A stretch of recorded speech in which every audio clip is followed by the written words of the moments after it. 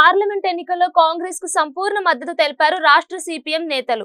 CM నివాసంలో రేవంత్ తో భేటీ అయ్యారు సిపిఎం రాష్ట్ర కార్యదర్శి తమ్మినేని వీరభద్రం, జూలకంటి రంగారెడ్డి, చేరుపల్లి సీతారాములు, వీరయ్య. పార్లమెంట్ ఎన్నికలపై వారు చర్చించారు. అభ్యర్థులను విరమించుకోవాలని సీఎం వారిని కోరారు. భువనగిరి సహా ఇతర స్థానాల్లో సంపూర్ణ మద్దతు ఇవ్వాలని కోరారు. రేవంత్ ప్రతిపాదనతో అంగీకరించిన సిపిఎం సభ్యులు కాంగ్రెస్ కు మద్దతు తెలిపారు. కాంగ్రెస్ నాయకులకు సవాల్ చేశారు కరీంనగర్ ఎంపీ అభ్యర్థి బండి సంజయ్. 6 గ్యారంటీల్లో మహిళలకు 2500 రూపాయలు, ఆసరా పెన్షన్ 4000 రూపాయలు, విద్యార్థి భరోసా ఇచ్చామని నిరూపించాలని ఛాలెంజ్ చేశారు. నిరూపిస్తే తాను పార్లమెంట్ ఎన్నికల బరి నుంచి తప్పుకుంటానని, కాంగ్రెస్ తరపున పార్లమెంట్ ఎన్నికలు స్వయంగా తానే ప్రచారం చేస్తానని షాకింగ్ కామెంట్స్ చేశారు. నిరూపించకపోతే మీరు పోటీ నుంచి తప్పుకుంటారా అని ప్రశ్నించారు. పార్టీ ఆవిర్భావ దినోత్సవ వేడుకలను ఘనంగా జరుపుకుంటున్నారు బీఆర్ఎస్ నేతలు. BRS working president KTR Telangana Bhavan లో పార్టీ పథకాన్ని ఆవిష్కరించారు. లోక్సభ ఎన్నికల కోడ్ అమలులో ఉండటం వల్ల ఆర్భాటాలు లేకుండా అన్ని జిల్లాలో కేంద్రాల్లో జెండా ఎగురవేయాలని కేటీఆర్ పిలుపునిచ్చారు. ఈటెల రాజేందర్ కలిసినప్పుడు మామూలుగా ఆల్ ది బెస్ట్ చెప్పానని, దానికి రాద్ధాంతం చేస్తున్నారని ఫైర్ అయ్యారు మాజీ మంత్రి మల్లారెడ్డి. పగోడిని కూడా ప్రేమించే తత్వం తనదన్నారు. మేడ్చల్ జిల్లాలో ఎంతో అభివృద్ధి చేశానని, ఈ ఎన్నికల్లో బీఆర్ఎస్ గెలుపు ఖాయమని అన్నారు. నాగారంలో రాగిడి లక్ష్మారెడ్డితో కలిసి కార్యకర్తల సమావేశంలో పాల్గొన్నారు మల్లారెడ్డి. కాంగ్రెస్ పార్టీ అంటే మోసమని అన్నారు. బీజేపీకి దమ్ము లేదన్నారు. మల్కాజ్గిరిలో రాగిడి లక్ష్మారెడ్డిని భారీ మెజార్టీతో గెలిపించాలని అన్నారు మల్లారెడ్డి. రుణమాఫీ అమలు చేస్తే రాజీనామా చేస్తానన్న హరీష్ రావు ఇప్పుడు కొత్త మెలిక పెట్టాడని విమర్శించారు నిజామాబాద్ ఎంపీ అభ్యర్థి జీవన్ రెడ్డి. హరీష్ రావుకు దమ్ముంటే ముందు చెప్పిన విధంగా రుణమాఫీ చేస్తే రాజీనామా చేస్తానన్న మాటపై నిలబడాలని సవాల్ విసిరారు. గతంలో ఏకకాలంలో రుణమాఫీ చేసిన ఘనత కాంగ్రెస్ పార్టీదేనని తెలిపారు. బీజేపీని రుణమాఫీ చేయమంటే రైతులు సోమరులు అవుతారంటూ విమర్శించారు. బీజేపీ అంటే భారతీయుల ఆత్మ అని ఆ పార్టీ నేతలు చెప్పుకుంటున్నానన్నారు విహెచ్. భారతీయుల ఆత్మ అంటే అది హిందువులకే కాకుండా దేశ ప్రజలందరిలోనూ ఉండాలని అన్నారు. ముస్లింలకు, క్రిస్టియన్లకు వద్దా అని ప్రశ్నించారు. భారతీయ సంస్కృతి ప్రకారం ఆడపిల్లకు పెళ్లి తర్వాత అత్తగారి పేరు వస్తుంది తప్ప తల్లిగారి పేరు కాదన్నారు. సోనియా ఇటలీ నుంచి వచ్చి ఇండియన్ పెళ్లి చేసుకున్నానన్నారు.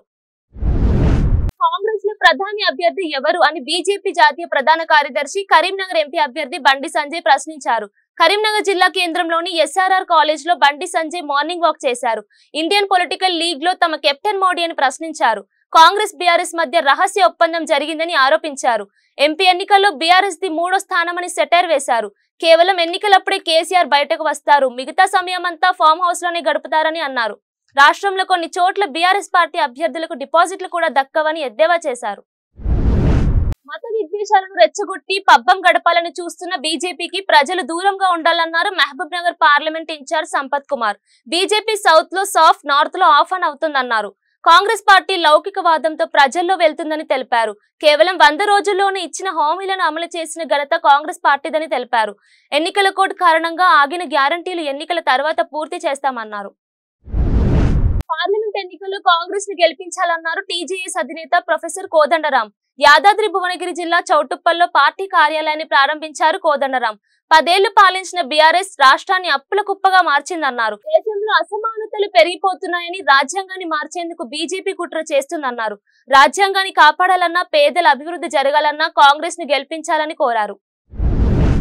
హయంలో భువనగిరిలో ఎన్నో అభివృద్ధి కార్యక్రమాలు చేశామన్నారు ఎంపీ అభ్యర్థి బూర నర్సయ్య గౌడ్. 1400 కోట్లతో ఎయిమ్స్, 24 కోట్ల రూపాయలతో కేంద్రీయ విద్యాలయం, పాస్పోర్ట్ కేంద్రం, జాతీయ రహదారులు తీసుకొచ్చానన్నారు. యాదగిరిగుట్టలో చేనేత కళాకారుల ఆత్మీయ సమ్మేళనంలో ఆయన పాల్గొన్నారు. తనను ఎంపీగా గెలిపిస్తే చేనేత వృత్తిని అంతర్జాతీయ పరిశ్రమగా మార్చేందుకు కృషి చేస్తానన్నారు. ఉన్నత చదువులు చదివి ఒక ఐపీఎస్ ఆఫీసర్ గా విధులు నిర్వహించి నీతి నిబద్ధత కలిగిన వ్యక్తి ఆర్ఎస్ ప్రవీణ్ కుమార్ అని మాజీ మంత్రి నాగం జనార్దన్ రెడ్డి అన్నారు. నాగర్ కర్నూల్ టీఆర్ఎస్ పార్లమెంట్ అభ్యర్థిగా ఆర్ఎస్ ప్రవీణ్ కుమార్ బరిలో ఉన్నారని, నాగర్ కర్నూల్ నియోజకవర్గం ప్రజలు ఆయన ఆశీర్వదించి పెద్ద మెజార్టీతో గెలిపించాలని ఆయన కోరారు. వైసీపీ ఎన్నికల మేనిఫెస్టో విడుదల చేశారు సీఎం జగన్. తాడేపల్లిగూడెంలోని పార్టీ కార్యాలయంలో కీలక నేతలతో కలిసి లాంఛనంగా ప్రకటించారు. ప్రధానంగా విద్య, వైద్య, వ్యవసాయం, పేదలందరికీ పక్కా ఇళ్లపై స్పష్టమైన హామీ ఇచ్చారు.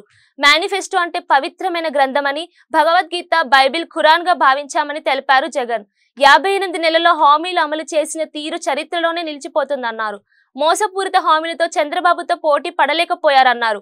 చరిత్రహీనుడిగా మిగిలిపోకుండా ఉండేందుకు చేయగలిగింది మాత్రమే చెప్పానని, అది చేసి చూపించానని అన్నారు.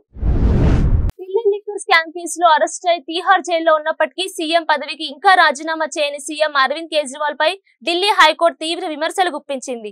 కేజ్రీవాల్ వ్యక్తిగత ప్రయోజనాల కోసం జాతి ప్రయోజనాలను పణంగా పెడుతున్నారని కోర్టు మండిపడింది. ఆఫ్ నేతృత్వంలోని ఢిల్లీ ప్రభుత్వానికి అధికారంపై మాత్రమే ఆసక్తి ఉందని కోర్టు వ్యాఖ్యానించింది.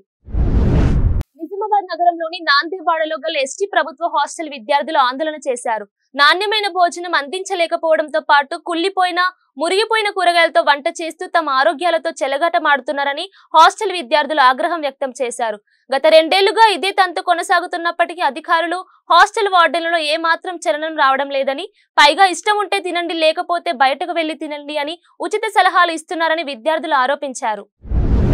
కామారెడ్డి జిల్లా కేంద్రంలోని నిజాం సాగర్ చౌరస్తాలో టీ పాయింట్ పై ఎక్సైజ్ పోలీసులు దాడి నిర్వహించారు. ఈ దాడిలో ఎండు గంజాయిని పట్టుకుని స్వాధీనం చేసుకున్నారు. ఈ సోదాలో టీ పాయింట్ యజమాని స్వామి వద్ద 7 ఎండు గంజాయి 70 గ్రాముల పొట్లాలను స్వాధీనం చేసుకున్నట్లుగా రవీందర్ రాజ్ తెలిపారు. పార్లమెంట్ ఎన్నికల కోడ్ నేపథ్యంలో కామారెడ్డి జిల్లా నిజాం సాగర్ మండలం బ్రాహ్మణపల్లి గేటు వద్ద జాతీయ రహదారిపై తనిఖీల్లో భారీగా బంగారం పట్టుబడింది. హైదరాబాద్ నుంచి జల్నాకు వెళ్తున్న కారులో 11.50 లక్షల నగదుకు సంబంధించిన సరైన పత్రాలు చూపించకపోవడంతో పట్టుకొని సీజ్ చేసి ఫ్లయింగ్ స్క్వాడ్ సిబ్బందికి అప్పగించినట్లుగా నిజాం సాగర్ ఎస్ఐ సుధాకర్ తెలిపారు. కొమరంభీం మహబూబాబాద్ జిల్లా కాగజ్ నగర్ మండలంలో దొంగలు బీభత్సం సృష్టిస్తున్నారు. బట్టుపల్లి గ్రామానికి చెందిన తోట శోభ ఇంట్లో గుర్తు తెలియని దుండగులు చోరీ చేశారు. ఇంట్లో ఉన్న 4 తులాల బంగారం 50,000 నగదులు ఎత్తుకెళ్లారు. ఇంటి యజమాని చోరీ విషయంలో పోలీసులకు ఫిర్యాదు చేయడంతో అక్కడికి చేరుకొని దర్యాప్తు చేస్తున్నారు.